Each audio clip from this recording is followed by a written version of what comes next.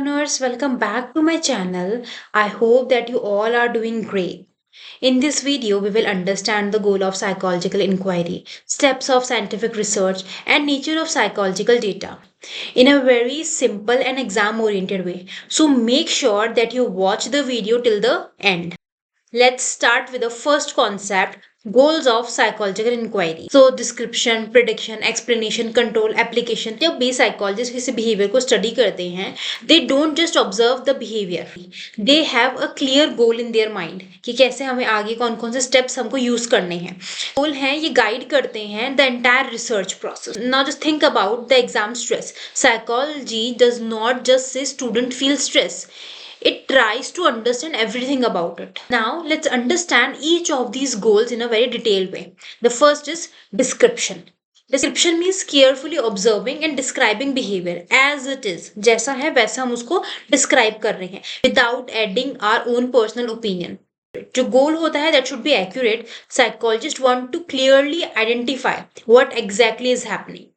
Okay, for example, a researcher wants to study the study habit of a student. तो वो उसमें क्या observe करेगा? Will observe how many hours a student study. Next is whether they attended the class or not, attendance in a percentage, और revise और not, कितना उसने revise किया है, कितना परसेंटेज में उसने रिवाइज किया है, और चीजें हैं वो हेल्प करती है रिसर्चर को to distinguish between one behaviour from another.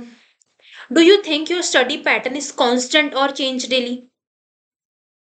Of course, it's change. Constant नहीं होता है. कुछ कुछ स्टूडेंट्स वीक तक कॉन्स्टेंटली पढ़ रहे होते हैं, एग्जाम टाइम पे कॉन्स्टेंट पढ़ रहे होते हैं, लेकिन इट्स नॉट पॉसिबल ना कि वो पूरे year same constant and same speed से पढ़ रहे हैं.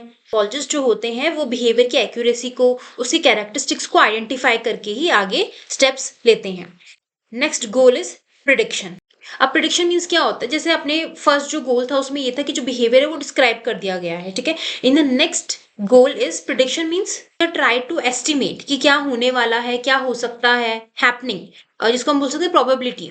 What is likely to happen in the future on the basis of the current data जो अभी हमारे पास में है. on the basis of that we are identify कि आने वाली फ्यूचर में क्या चैलेंजेस आ सकते हैं या क्या आउटकम आ सकते हैं. प्रीवियस स्लाइड में जो बिहेवियर है उसको आइडेंटिफाई किया, डिस्क्राइब किया. नेक्स्ट गोल जो होगा वो उसका प्रिडिक्शन होगा. अब जो बिहेवियर आइडेंटिफाई किया है उसके बेसिस के ऊपर ही उसका प्रिडिक्शन होता है. For example, if a student study regularly we can predict that their performance will be better. जो होता है it should be based on probability not certainty. Okay, this is very important line. Now tell me this honestly. If you study just one day before exam, can I predict your result? Tell me in the comments, okay? I hope you are engaging in the lecture. के अंदर engage होके पढ़ोगे वो आपके लिए उतना ही अच्छा होगा, आपको वो चीज़ें उतनी अच्छे से याद रहेंगी. तो it should be very important कि आप लेक्चर के अंदर एंगेज रहो, नोट्स बनाते रहो, साथ साथ अपने बुक्स में अंडरलाइन करो, या आपके पास कोई कॉपी है तो just right the important points what ever I am saying. या आपको पीपीटी में अगर आपको कुछ इंपॉर्टेंट लग रहा है तो just pick those words, pick those lines and make a notes. Next is explanation.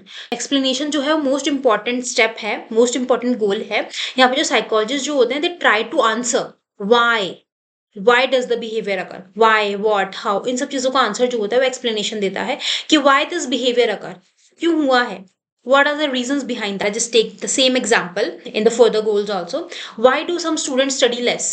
Because of lack of motivation, because of distraction of social media, distraction of screen time, or distractions of stress and anxiety.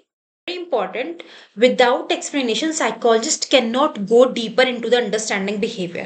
आपको उसको explain करना पड़ेगा कैसे कोई चीज हुई है, Y, how, when, इन सब का जो आंसर देगा वो एक्सप्लेनेशन गोल जो है साइकोलॉजी का वो देता है. Next is control. कंट्रोल में क्या होता है?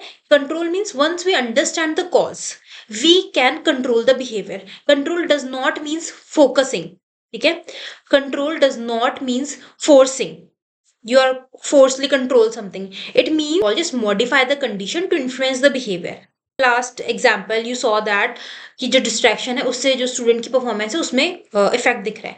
तो we will control those behaviors which influence the performance. जैसे कि removal of the phone remove कर दे, screen time आपने कम कर दो तो increase the study time हो गया है.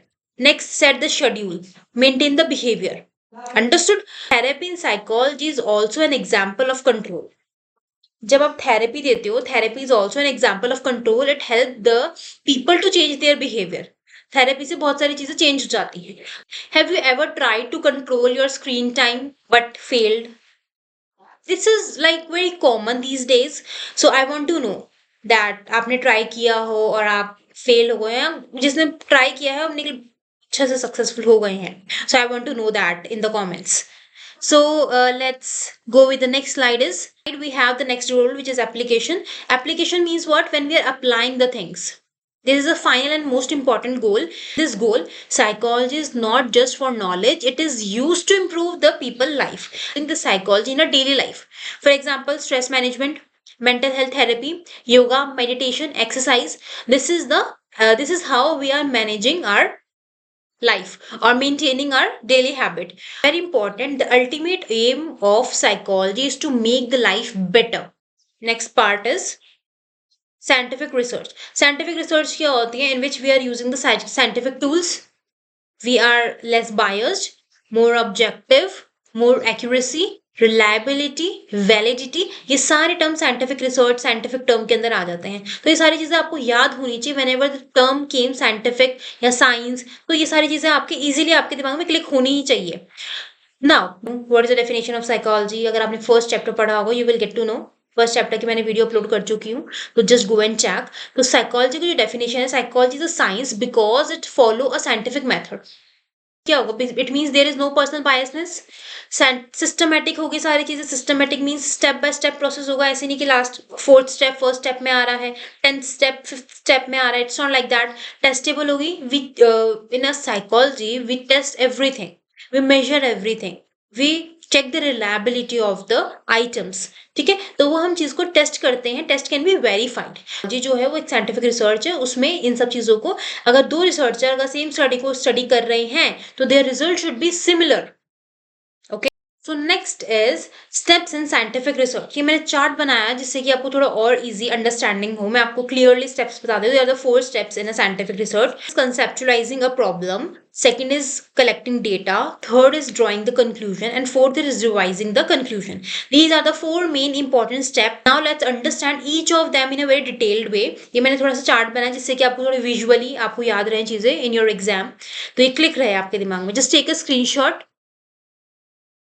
सो साइंटिफिक रिसर्च जो होती है always follow these steps in a sequence. ये सीक्वेंस में ही चलते हैं, इसलिए मैंने आपको चार्ट बनाया था कि आप सीक्वेंस में इनको याद रखो। तो मैंने इसके लिए नीचे भी लिख रखा है, एक मेमोरी ट्रिक है just to remember this. Think like a story, problem, data collection, conclusion, and then improvement. This is how the steps move in a sequence way. Next slide, let's understand each of these steps in a detailed way.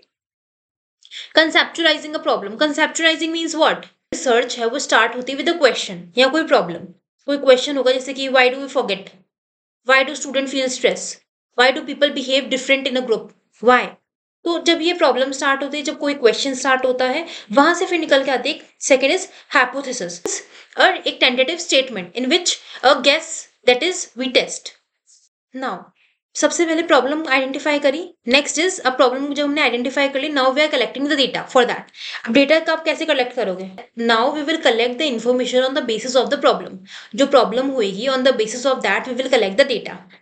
अब data कैसे? Participant, participant means what? Who is study. Second is method.